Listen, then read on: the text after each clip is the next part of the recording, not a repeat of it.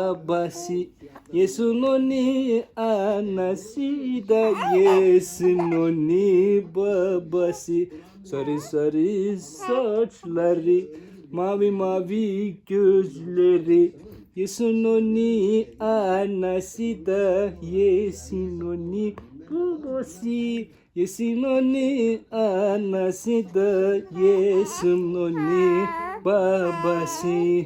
Yesunoni anası da Yesunoni babası oğlum. Yesunoni anası da Yesunoni babası.